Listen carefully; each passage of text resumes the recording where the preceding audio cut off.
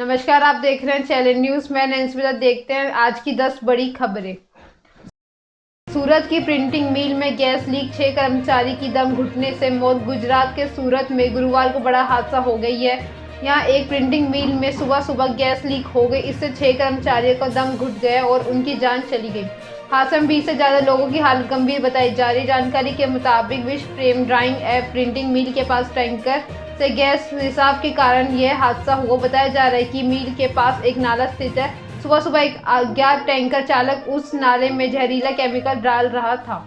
इसी समय जहरीली गैस का रिसाव होने लगा। इसकी चपेट में मिल की कर्मचारी भी आ गए और लोगों का दम घुटने लगा। यह जानकारी जैसे ही लोगों को पहुंची, अफरा तफरी मच गई। किसी ने पुलिस को इसकी सूचना दी। पुलिस ने मौके पर पहुंचकर जांच शुरू कर दी। वहीं गंभीर हालत वाले लोगों को तुरंत अस्पताल पहुंचाया जा रहा है। प्राथमिक जानकारी के मुताबिक हादसे में 6 लोगों की मौत हो गई है। हादसा के सही कारण का अभी पता लगाया जा रहा है।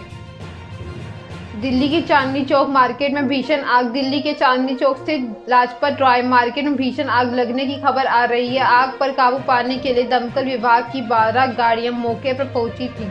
आग बुझ गई है। 60 से ज्यादा दुकानें और खोखे चल गए हैं। आग लगने के कारणों का अब तक पता नहीं चला है। फिलहाल इस घटना में किसी की हताहत होने की जानकारी नहीं मिली है। प्राप्त जानकारी के मुताबिक लाल किले के सामने स्थित लाजपत राय बाजार में आग सुबह 4:45 पर लगी थी। सूचना मिलने के बाद दमकल विभाग की गाड़ियां घटनास्थल पर पहुंची थी। बुलीबाई ऐप नेपाली युवक बोला। महाराष्ट्र पुलिस की ओर से बुलीबाई ऐप प्रकरण में हुई कार्रवाई पर कथित तौर पर नेपाल के युवक ने सोशल साइट इंस्टाग्राम में अपना संदेश देकर सवाल उठा दिया। संदेशकर्ता युवक ने महाराष्ट्र के पुलिस को चुनौती दी कि वह इस ऐप का संचालक है और महाराष्ट्र पुलिस में हिम्मत है तो वह गिरफ्तार करके दिखाए। इसी पूरी पोस्ट को देखते हुए एक बार रुद्रपुर में गिरफ्तार आरोपी युवती के परिवार ने यह जानकारी साझा की है।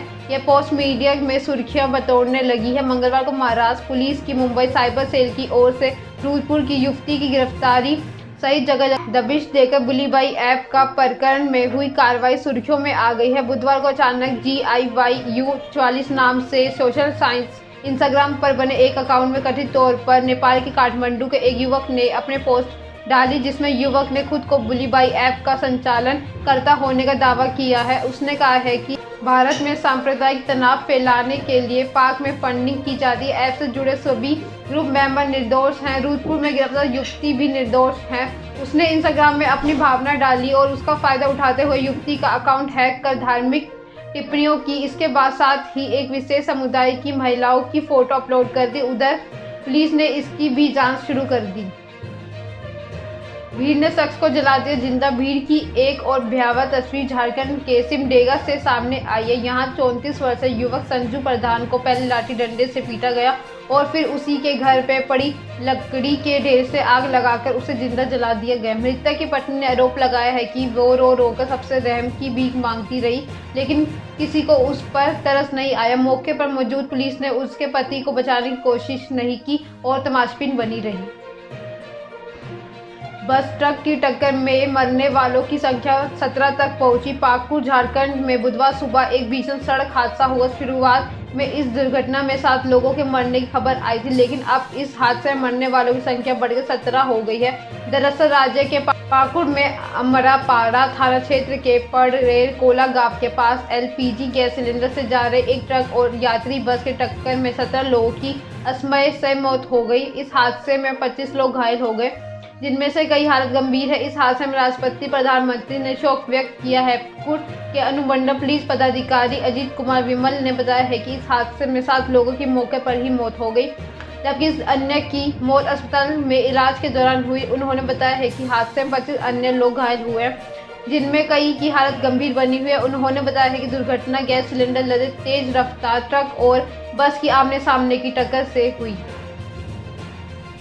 अमृतसर गुरुद्वारा साहिब में फिर से बेअदबी। पंजाब में एक बार फिर से बेअदबी का मामला सामने आया। दरअसल अमृतसर की तहसील अजनाला के भगपुर गांव स्थित गुरुद्वारा साहिब में बेअदबी के आरोप में सेवादारों ने युवक को पकड़ लिया। घटना की सूचना पुलिस को दी गई।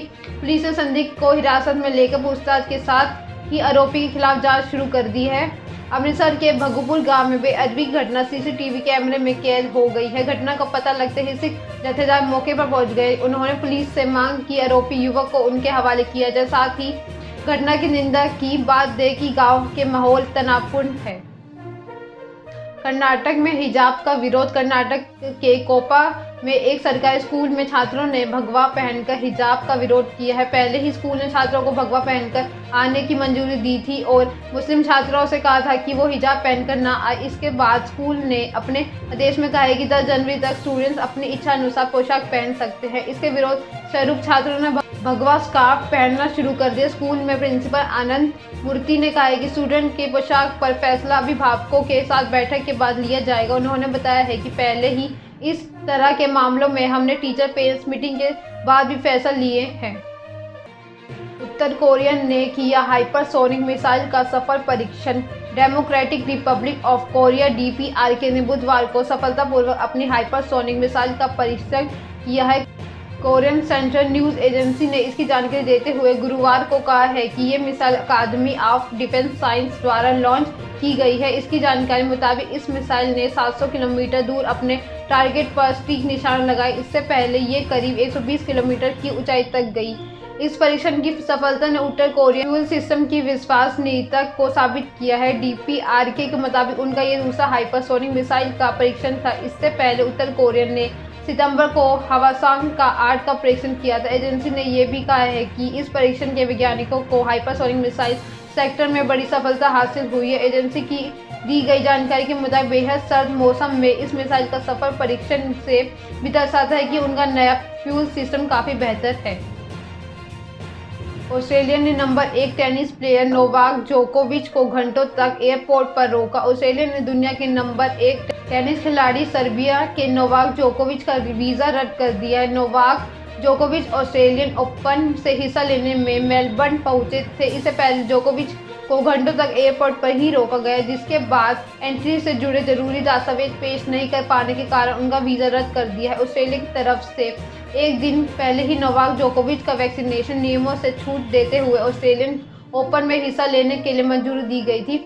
इस मामले में ऑस्ट्रेलिया के PM स्कॉट मॉरिसन ने कहा है कि कानून सबके लिए बराबर है।